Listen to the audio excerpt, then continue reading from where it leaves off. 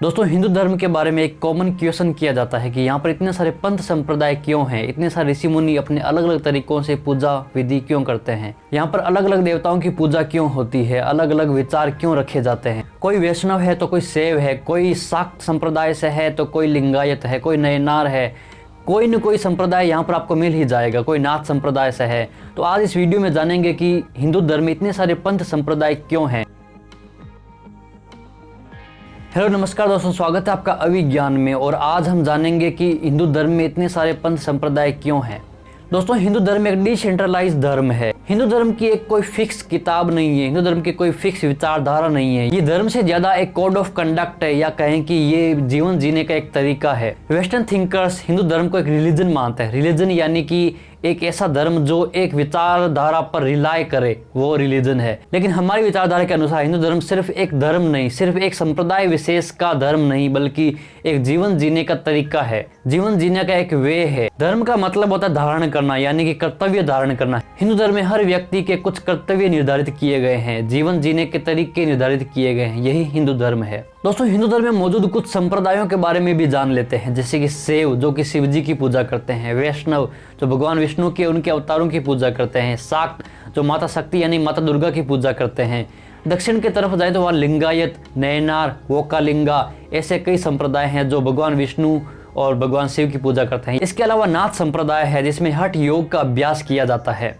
इसके अलावा कुंभ के दौरान कई अखाड़े भी हमें मिलते हैं, नागा अखाड़ा और भी कई तरह के अखाड़े जहाँ पर अलग अलग विचारधाराएं हैं, अलग अलग वेशभूषा है हर संप्रदाय के साधुओं की। वो तिलक भी अलग अलग तरीके से लगाते हैं। वैष्णव अलग तरीके से तिलक लगाएंगे, शैव अलग तरीके से तिलक लगाएंगे, उनकी वेशभूषा भी अलग होगी। दोस्तों, हिंदू धर्म में इतना सारे पंथ संप्रदाय होने का कारण इसका डाइवर्स होना है। इसके अंदर एक डेमोक्रेटिक डिसेंट्रलाइजेशन वाली विचारधारा मौजूद है। डिसेंट्रलाइजेशन का मतलब कि शक्ति को अलग अलग वर्गों में बांट देना, ताकि एक जगह पर शक्ति सारी केंद्रित नहीं हो, ताकि तानाशाही नहीं पैदा हो। हिंदू धर्म में हर तरह के अलग अलग विचारों को सम्मान दिया जाता है। अगर कोई व्यक्ति किसी से अलग सोच रहा है या अलग विचार कर रहा है या परमात्मा को अलग तरीके से जानने की कोशिश कर रहा है, तो हिंदू धर्म में उसे भी मान्यता दी गई है। यहाँ पर ऐसा नहीं है कि उसे खत्म कर दिया जाए या उसे धर्म से बाहर कर दिया जाए या उसे विचार करने से रोका जाए, ऐसा नहीं होता। यहाँ पर हर विचार को सम्मान दिया जाता है। अगर आप ईश्वर को प्राप्त करने के लिए किसी भी आध्यात्मिक विचार को, एक नया विचार यहाँ पर लेकर आते हैं, तो उसे सम्मान दिया जाता है। उसके ऊपर शास्त्रार्थ होता है, उसके ऊपर बहस होती है कि क्या ये सही है, क्या ये यूनिवर्स के रूल्स के हिसाब से फिट बैठ रहा है। दोस्तों, हिंदू धर्म दुनिया का सबसे ज्यादा फ्लेक्सिबल धर्म है। यहाँ पर न्यू आइडियाज को फ्रीडम दिया गया है। ये टॉलरेंट या फ्लेक्सिबिलिटी ही हिंदू धर्म को सबसे यूनिक बनाती है। दोस्तों, भले ही यहाँ पर अलग अलग पंथ संप्रदाय हों, जो कि होने भी चाहिए, लेकिन इन सब का मकसद एक ही है कि परमात्मा को प्राप्त करना, मोक्ष की प्राप्ति करना, चाहे अलग तरीके कितने भी हों। दोस्तों, नदियां कई सारी होती है, लेकिन अंत में आकर वो एक समुद्र में ही मिल जाती है। बिल्कुल यही बात हिंदू धर्म में है।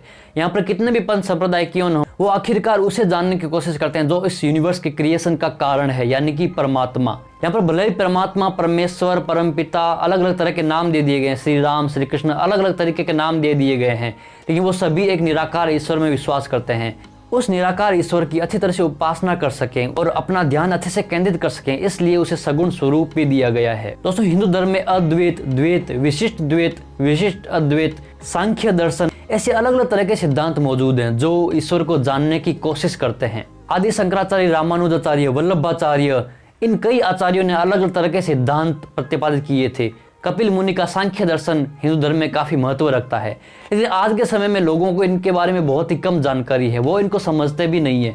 अगर उनको समझाने की कोशिश भी करें, उनको समझ में भी नहीं आएगा, क्योंकि ये चीजें काफी ज्यादा परे हैं। जिन लोगों को इन चीजों में इंटरेस्ट है, वो इन चीजों को समझ सकते हैं।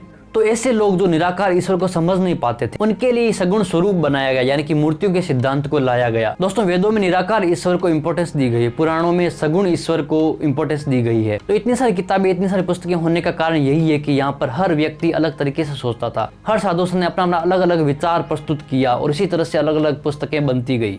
हिंदू धर्म इतना ज्यादा डाइवर्स, इतना ज्यादा फ्लेक्सिबल है कि इसे समझने में आपको कई साल लग जाएंगे। सनातन धर्म को समझने के लिए काफी डीप नॉलेज की जरूरत है। तो हमारे ऋषि मुनियों ने देखा कि निराकार ईश्वर को समझना हर किसी के वश की बात नहीं है, हर कोई इसे नहीं समझ सकता, इसीलिए उन्होंने सगुण स्वरूप को इजाद किया। तो कह सकते हैं कि सनातन धर्म को समझना आसान भी है और कठिन भी। दोस्तों, वैदिक काल से हिंदू धर्म में एक शास्त्रार्थ का कंसेप्ट आता है। शास्त्रार्थ यानी कि बहस करना। मान लीजिए कोई ऋषि मुनि काफी तपस्वी है, उसे काफी ज्ञान हो गया है, और कोई दूसरा आकर उसे कहता है कि मैं आपको चैलेंज करता हूँ कि आप मेरे साथ शास्त्रार्थ करके दिखाइए, अपने सिद्धांतों को सच साबित करके दिखाइए और मैं अपने सिद्धांत को सच साबित करूंगा, उसे ही शास्त्रार्थ कहा गया है। दोस्तों, पुराने समय में ऋषि मुनि शास्त्रार्थ के माध्यम से अपने सिद्धांतों को सच साबित करते थे।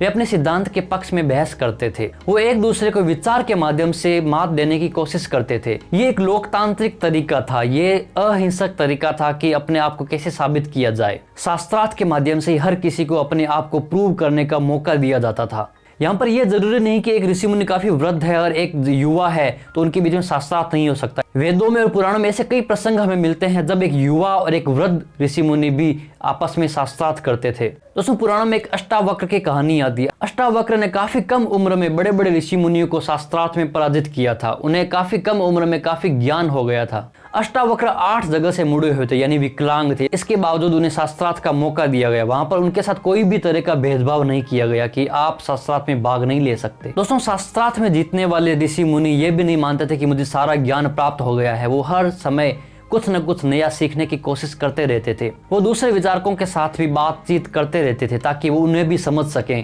दोस्तों, सनातन धर्म में इतने सारे पंथ संप्रदाय होने के कारण कोई भी संघर्ष की स्थिति उत्पन्न नहीं हुई। संघर्ष का कारण क्या होता है? जब हम किसी से अगेंस्ट विचार रखते हो तभी संघर्ष होता है। लेकिन यहाँ पर अगेंस्ट विचार रखने के बावजूद भी उसे प्रूव करने का मौका दिया जाता था। इसी तरह अलग अलग विचारों से अलग अलग पंथ संप्रदाय बनते गए। लेकिन एक खास बात कि इन पंथ संप्रदायों में कभी भी संघर्ष की स्थिति उत्पन्न नहीं हुई। वो अलग अलग विचार रखने के बावजूद भी एक साथ रहते थे। जब भारत में कुंभ का मेला लगता है तब हर तरह के अलग अलग संप्रदाय के साधु संत, अलग अलग अखाड़ों के साधु संत एक जगह पर आकर गंगा में स्नान करते हैं, बातचीत करते हैं। यही हमारे हिंदू धर्म की खासियत है। यहाँ पर कई अखाड़े नग्न अवस्था में रहते हैं, कई अखाड़े हथियार रखते हैं। तो ये सब चीजें इतिहास के अनुसार जैसी जैसी परिस्थितियां थी उसी के अनुसार डेवलप होती गई। कई ऐसे संप्रदाय भी हैं जिन्होंने मुगल आक्रमणों के समय जब बाहरी आक्रमण हुए तब हथियार उठाए थे और अपने धर्म की रक्षा की थी। यानी कि विचारों के साथ में अपनी संस्कृति की रक्षा करने के लिए उन्होंने हथियारों का भी सहारा लिया था और ये उस समय जरूरी भी था। तो सनातन धर्म में वैदिक धर्म के साथ में गुरु नानक देव जी भी अपना सिद्धांत लेकर आए थे। महात्मा बुद्ध भी अहिंसा का सिद्धांत लेकर आए थे। महावीर स्वामी भी अपना सिद्धांत लेकर आए थे। लेकिन कभी भी इन सब के बीच में संघर्ष नहीं हुआ।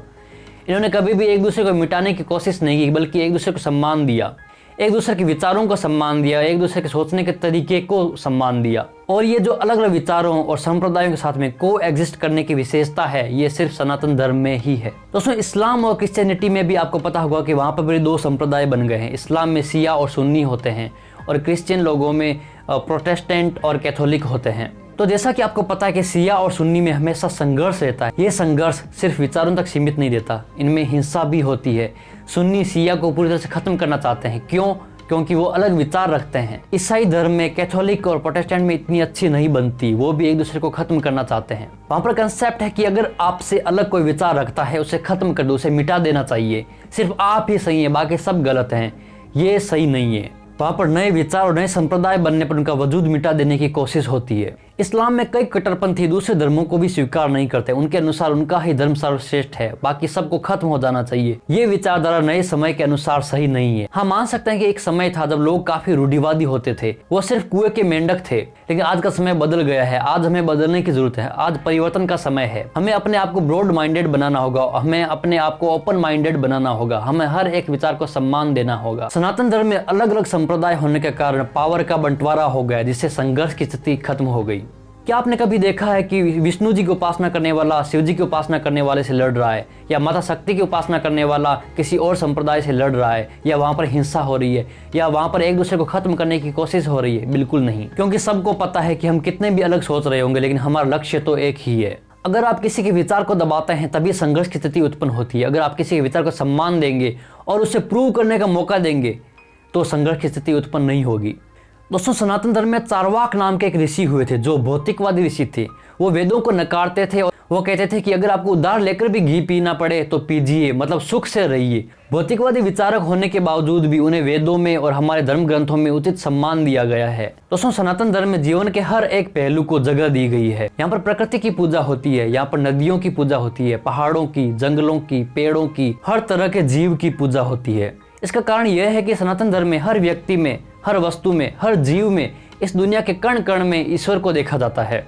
सनातन धर्म में माना जाता है कि इस यूनिवर्स के हर एक कण में ईश्वर मौजूद है, परमात्मा हर जगह मौजूद है। अगर यहाँ पर आदि शंकराचार्य अद्वैत का सिद्धांत लेकर आते हैं तो दूसरे आचार्य विशिष्ट अद्वैत, द्वैत और दूसरे तरह के सांख्य दर्शन जैसे सिद्धांत लेकर आते हैं। इसका मतलब यह नहीं कि सारे गलत हैं या सारे सही हैं। इसका मतलब यह है कि हर व्यक्ति सोचने की कोशिश कर रहा है, हर व्यक्ति इस यूनिवर्स को समझने की कोशिश कर रहा है, हर व्यक्ति इस परमात्मा को समझने की कोशिश कर रहा है।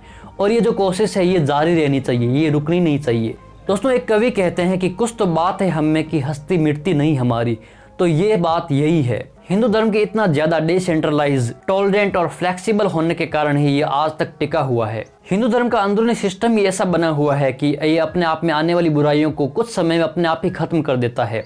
ये समय के साथ बदल जाता है, ये परिवर्तन कर लेता है, ये समय के बहाव में बहता है, ये तालाब के ठहरे हुए पानी की तरह नहीं है। दोस्तों, ऐसा भी नहीं कि हिंदू धर्म में कुछ बुराइयां नहीं है, कुछ कुप्रथाएं नहीं आई, काफी कुप्रथाएं आई, काफी बुराइयां आई, लेकिन हमारी स्पेशलिटी है कि हमने इसे खत्म करने की भी कोशिश की। यहाँ पर ऐसे ऐसे विचारक, ऐसे ऐसे लोग भी पैदा हुए जिन्होंने इनके खिलाफ आवाज भी उठाई। लेकिन इसका मतलब ये नहीं कि उन्हें मार दिया गया, उन्हें खत्म कर दिया गया। उन्हें कुछ संघर्ष जरूर करना पड़ा, लेकिन ये बुराइयां भी खत्म हो गई।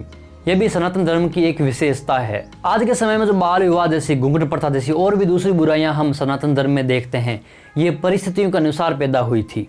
जब विदेशी हमलावरों ने हमारे देश पर आक्रमण किया, हमारी संस्कृति पर आक्रमण किया, तब हमारी संस्कृति ने ऑटोमेटिकली अपने आप को थोड़ा कठोर बना लिया और कुछ ऐसी परंपराएं विकसित कर दी ताकि ये अपने आप को बचा सके। वो एक ऐसा समय था जब इन प्रथाओं की जरूरत थी। हमें विदेशी हमलावरों से अपनी संस्कृति को, अपनी आन बान शान को बचाना था, इसलिए इन प्रथाओं ने जन्म लिया। और समय के साथ ये प्रथाएं खत्म भी हो रही है। और यही सनातन धर्म की विशेषता है कि ये सड़ी गली परंपराओं को अपने आप निकाल फेंकता है। ये एक परंपरा से या एक सिद्धांत से चिपका हुआ नहीं रहता है। ये सिचुएशन के अनुसार कठोर और लचीला बन जाता है, क्योंकि जो समय के बहाव में नहीं बहता वो डूब जाता है। परिवर्तन ही संसार का नियम है। हम पर्सनली बात करें तो हमें भी परिवर्तन करते रहना चाहिए। हमें एक सिद्धांत से, एक विचार से चिपके हुए नहीं रहना चाहिए, क्योंकि ये संसार ही परिवर्तनशील है। यहाँ पर चेंजेस आते रहते हैं। यूनिवर्स के फिजिक्स के रूल्स में भी चेंजेस आते रहते हैं। ये यूनिवर्स हर सेकंड बदलता रहता है। हमें अपने आप को इतना ब्रॉड माइंडेड और ओपन माइंडेड बनाना होगा ताकि हम यूनिवर्स की हर चीज को समझ सकें। और ये सारी विशेषताएं सनातन धर्म में मौजूद हैं। सो हमेशा टॉलरेंट और फ्लेक्सिबल बने रहें, क्योंकि ये हमारी इनर क्वालिटी है। 1000-1500 सालों के हमलों के बाद में, विदेशी आक्रमणकारियों के हमलों के बाद में हमारी संस्कृति इतनी ज़्यादा मिश्रित हो चुकी है कि दुनिया के हर पंथ संप्रदाय की विचारधारा और उनकी संस्कृति यहाँ पर हमें मिल जाएगी। ये जीता जागता सबूत है कि भारतीय संस्कृति कितनी ज़्यादा फ्लेक्सिबल है, कितनी ज़्यादा लचीली है, जो दूसरी विचारधाराओं को, दूसरे लोगों को, दूसरी संस्कृतियों को अपने आप में समाहित कर लेती है, अपने आप में घोल लेती है। लेकिन कुछ ऐसी विचारधाराएं भी हमारे आसपास मौजूद हैं जो घुलती नहीं है। पानी में आप चीनी को मिलाओगे तो वो उसमें घुल जाएगी और उस पानी को मीठा भी बना देगी, लेकिन आप उसी पानी में कंकड़ पत्थर डालिए तो वो घुलते नहीं है, क्योंकि वो कठोर होते हैं, उनकी विचारधारा कठोर होती है। तो हमें घुलने वाली विचारधारा बनना चाहिए। सो उम्मीद करता हूँ कि आपको चीज़ें समझ में आ गई होंगी। अगर आप वीडियो में यहाँ तक आए हैं, अंत तक आए हैं, तो ज़रूर आप एक विचारशील व्यक्ति हैं। आप हर चीज़ को समझने की कोशिश करते हैं, आप यूनिवर्स को समझने की कोशिश कर रहे हैं। सो जो भी आपकी राय हो, जो भी आपके विचार हो, आप कमेंट बॉक्स में लिख सकते हैं। Thank you so much.